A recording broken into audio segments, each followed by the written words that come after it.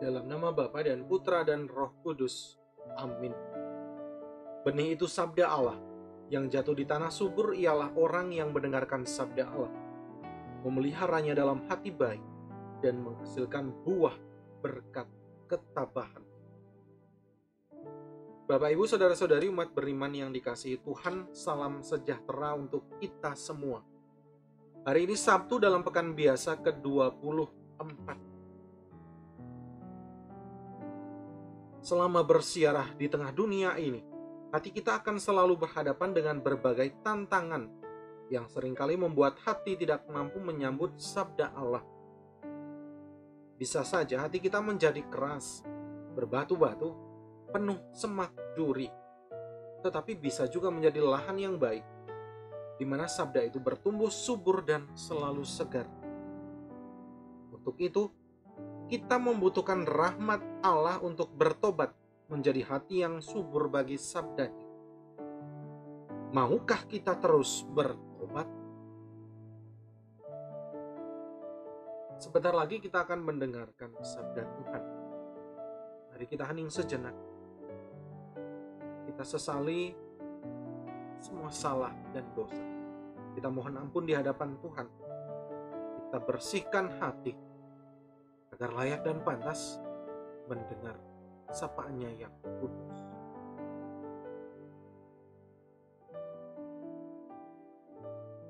Pembacaan dari surat pertama Rasul Paulus kepada Timotius. Saudara terkasih, di hadapan Allah yang menghidupkan segala sesuatu, dan di hadapan Yesus Kristus yang memberi kesaksian yang benar di hadapan Pontius Pilatus, aku memperingatkan engkau.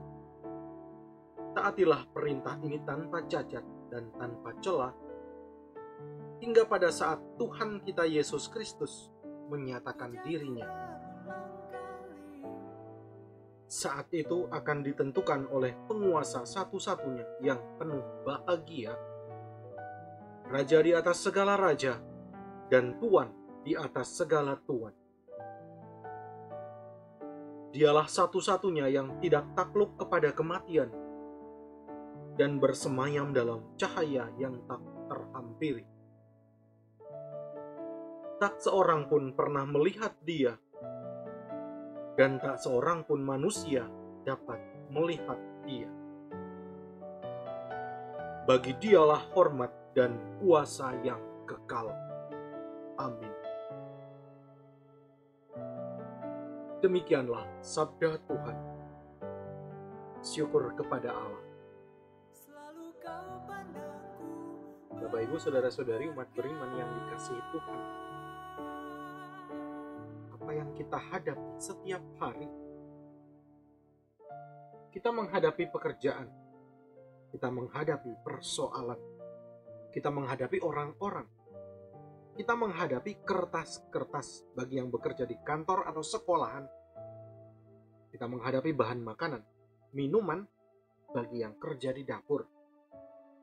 Satu hal yang pasti, kita amat sering memegang handphone atau menatap layar monitor untuk menonton YouTube, WhatsApp, atau membaca berita, dan sebagainya. Kita selalu menghadapi hal-hal konkret di sekitar kita, sesuai pekerjaan dan lingkungan kita. Satu hal yang terkadang kita lupakan, kita sebenarnya selalu menghadapi Tuhan di depan kita, di belakang kita, di samping kita, di atas kita, bahkan di dalam diri kita.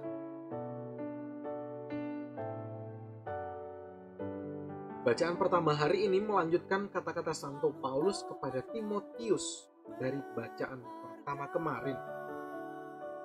Pada hari ini, Santo Paulus mengajak kita semua untuk menyadari bahwa apa yang kita lakukan ada di hadapan Allah dan di hadapan Tuhan kita Yesus Kristus.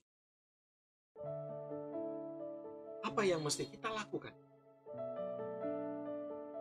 sebagaimana disebut pada bacaan pertama kemarin, agar kita tidak menjadi hamba uang, melainkan mengejar keadilan, takwa, kesetiaan, cinta kasih, kesabaran, dan kelembutan hati, serta bertanding dalam pertandingan iman yang benar, serta merebut hidup kekal. Itulah yang disebut Paulus dengan kata-kata dalam bacaan pertama hari ini. Taatilah perintah ini tanpa cacat dan tanpa celah. Di satu pihak, kita perlu menyadari bahwa hidup kita selalu berada di hadapan Tuhan.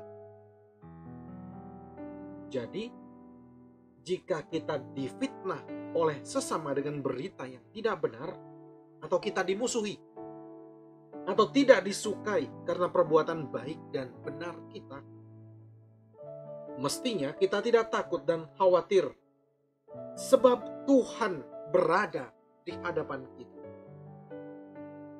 Tuhan tahu, dan Tuhan tidak tidur.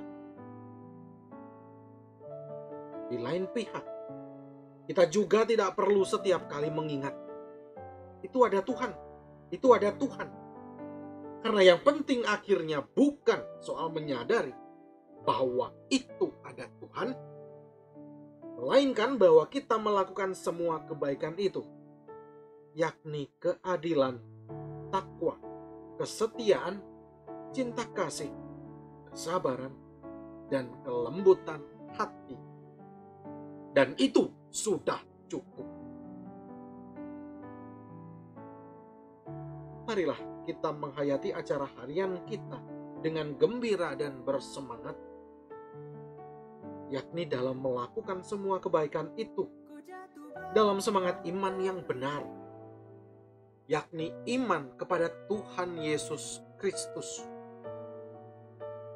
Kita mesti yakin bahwa setiap kali kita mengasihi sesama kita, setiap kali kita berbuat adil dan setia kepada sesama kita, setiap kali kita bersikap sabar dan lembut hati terhadap sesama kita, kita telah membuat apa yang berkenan di hadapan Tuhan kita. Boleh saja terkadang kita tidak ingat bahwa Tuhan berada di hadapan kita. Akan tetapi, jika kita setiap kali melakukan kasih dan kebenaran, kebaikan dan kemurahan hati, serta membawa damai sejahtera, yakinlah kita sedang mengungkapkan penghormatan dan pujian kepada Allah, yang bagi Dialah hormat dan kuasa yang kekal. Tuhan senantiasa memberkati perjalanan hidup kita. Amin. Marilah kita berdoa. Ya Yesus, Engkaulah guru kebijaksanaan. Engkaulah tumpuan hidup kami. Tuhan Yesus, tanpa-Mu kami mati. Tanpa-Mu kami bukan apa-apa. Tanpa-Mu kami adalah debu dan abu. Maka tuntunlah seluruh jiwa dan raga kami, serta seluruh keberadaan kami, agar dapat tumbuh subur dan berakar kuat pada sabda-Mu. Sebab Engkaulah penebus kami, kini dan sepanjang masa. Amin. Semoga Allah Maha Kasih menganugerahkan berkat-Nya kepada kita semua, dalam nama Bapa dan Putra dan Roh Kudus. Amin.